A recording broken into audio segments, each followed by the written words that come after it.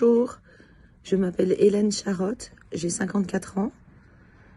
J'ai dénoncé en 2007 le père de mes enfants sur les dires de mon fils qui avait alors 4 ans et sa sœur n'avait que 2 ans. Il dit avoir été abusé par des personnes dans le Var, une dizaine de personnes d'une grande fédération française de sport.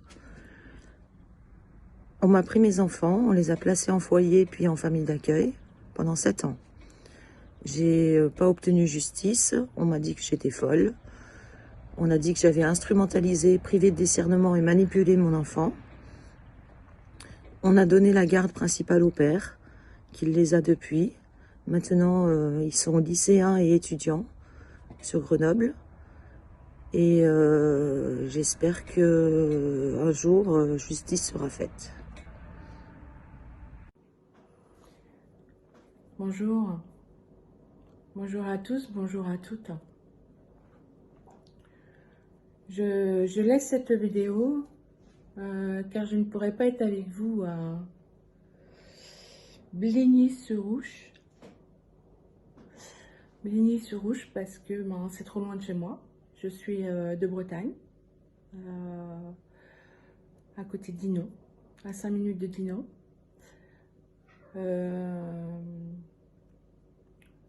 Et je vous laisse ce message parce que mes enfants sont placés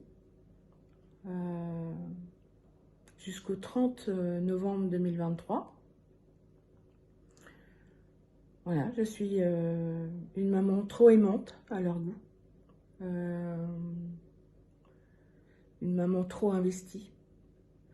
Que je ne reconnais pas mes enfants en tant que sujet. Comme si c'était... je sais même pas, je pense qu'un chien, on le traiterait mieux que ça, que sujet. Enfin, que je ne fais pas la différence entre les besoins de mon enfant, enfin de mes enfants, et les besoins de moi, quoi, en fait. Que j'ai une relation trop fusionnelle avec eux. Voilà pourquoi mes enfants, aujourd'hui, sont placés. Je ne savais pas que ça existait moi-même. Placer des enfants à cause d'une relation trop fusionnelle. Je suis hyper surprise parce que je suis gestalt thérapeute. Hein, j'ai travaillé 20 ans auprès de personnes atteintes de maladies mentales. Donc, une grande expérience du handicap et de la pathologie. J'ai fait des études de gestalt thérapie. Donc, voilà, je suis à mon compte. J'accompagne des groupes en sophrologie et gestalt. Voilà, je prends soin d'enfants aussi. J'ai des groupes d'enfants. On travaille sur les émotions à travers d'art plastique. Donc voilà, je vis une situation dramatique. J'ai été femme battue il y a 10 ans. Mon ex-mari a été en prison pour ses faits de violence, puisque j'ai reçu un coup de couteau. Voilà, je croyais que toute la merde de la violence était derrière nous. Eh ben non.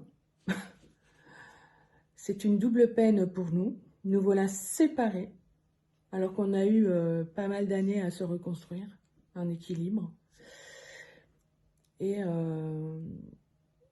nous voilà de nouveau séparés, mes enfants, enfin pas de nouveau, séparés encore.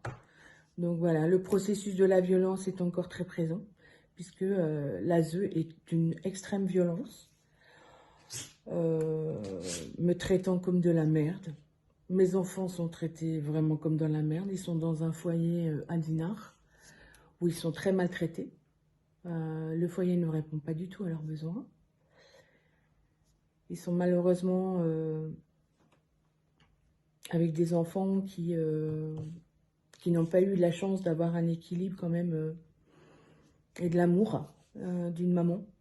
Ok, ils n'ont pas leur papa parce que le papa a été déchu de ses droits et il est reparti à l'étranger d'où il était originaire. Mais aujourd'hui, ils sont privés de l'amour d'une mère qui les aime, qui...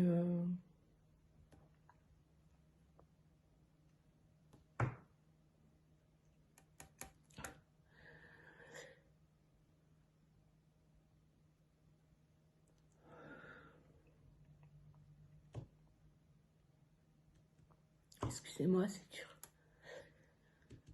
Je crois que la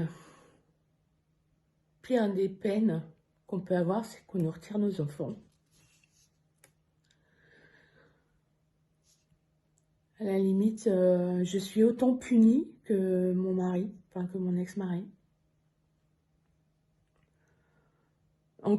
Encore plus punie que lui, puisque lui, en sortant de prison,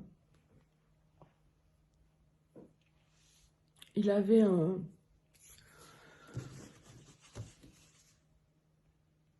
deux droits de visite dans le mois, médiatisés dans un service à Saint-Malo. Donc lui, sortant de prison, il avait le droit à avoir 2 fois dans le mois, peut-être 1 heure, ok. Il les voyait 1 heure. Mais moi, je les vois qu'1 fois par mois. Donc, à la limite, je me sens encore plus punie que mon ex-mari, quoi. Alors que je suis une maman hyper amoureuse de mes enfants. Mes enfants, c'est mes amours. Je suis là pour eux et je fais tout pour eux, pour les rendre le plus possible heureux. Peut-être en essayant de rattraper justement, peut-être il y a la culpabilité derrière de leur avoir fait subir un mari violent. Donc peut-être cette culpabilité-là, voilà, est encore présente. Eh bien, bonjour à tous et toutes. Je m'appelle Sandra. Je suis une ancienne enfant placée. J'ai été placée de l'âge de mes 4 ans en 1987 jusqu'à ma majorité en 2009. Pendant ces placements, j'y ai connu viol, violence, maltraitance, négligence, médicamentation et plein d'autres choses. J'ai aussi connu la rue à mes 18 ans et même bien avant. En tant que jeune femme, j'ai été victime de violences conjugales et de viols conjugal. Suite à ça, les services sociaux m'ont pris mon enfant en 2018 et depuis, je suis victime de placements abusifs et inversés de mon enfant. De mon enfant qui s'appelle Sony, qui aujourd'hui a 7 ans. Voilà, je fais cette vidéo afin que les mamans, les papas nous rejoignent et n'aient plus peur de parler. Parce qu'il faut que tout ça, ça s'arrête. Il y a de trop nombreux placements abusifs et de trop nombreux placements inversés à un parent qui est réellement défaillant, maltraitant, incestueux, voire même alcoolique ou drogué. Aujourd'hui, on ne veut pas me rendre mon enfant parce que je suis ce qu'on appelle une alerteuse et parce que je dénonce justement tous leurs dysfonctionnements et leurs défaillances, leur violence et leur maltraitance institutionnelle sur des enfants et sur des parents. Et j'invite les anciens enfants placés, les papas et les mamans victimes de l'aide sociale à l'enfance, et même les travailleurs sociaux eux-mêmes qui sont malmenés, maltraités par leur hiérarchie, à venir témoigner et à ne plus avoir peur de témoigner. Nous devons tous ensemble combattre ce fléau, combattre cette omerta, et j'espère que vous enverrez beaucoup de vidéos à l'organisateur de cet événement, ou que vous viendrez à l'événement prendre la parole et apporter vos témoignages. Ne restez pas dans le silence, parce que c'est grâce au silence et grâce à votre peur qu'ils peuvent continuer à enlever des enfants, à attenter à nos droits et à nos vies aussi. Et je voudrais avoir une pensée particulière pour tous les enfants, les mamans et les papas qui nous ont quittés déjà, qui ont eu des gros problèmes de santé ou qui se sont suicidés, qui leur a coûté leur vie. Et si les pouvoirs publics m'entendent,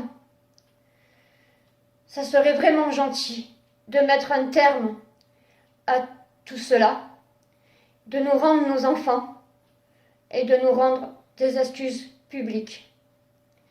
Si aujourd'hui je suis sur un fauteuil roulant, c'est parce que tout ça a eu des conséquences sur ma santé et que on me discrimine aujourd'hui sur ma santé pour ne pas que j'ai de droit de visite avec mon enfant à mon domicile, contre le gré de Sony, puisque mon fils me réclame et il veut venir chez maman et il veut voir maman plus souvent. Mon fils a été placé abusivement d'abord en 2018 dans une famille d'accueil pas très gentille avec nous deux. Et puis ensuite, il a été placé inversement chez son papa, qui est l'auteur des violences conjugales que j'ai subies. Ce papa n'a pas reconnu notre fils et il a pourtant obtenu la garde exclusive et l'autorité parentale par ce qu'on appelle entrave à la justice, qui n'est pas non plus condamné avec l'aide des services sociaux. Et beaucoup de papas, de mamans et d'enfants subissent ces maltraitances institutionnelles. Et il faut qu'elles cessent. Soyons tous ensemble, unissons-nous, fédérons et battons-nous ensemble contre ceux qui ne nous veulent pas du bien, ni à nous, ni à nos enfants, et qui font de nos vies un business très lucratif. Je vous remercie.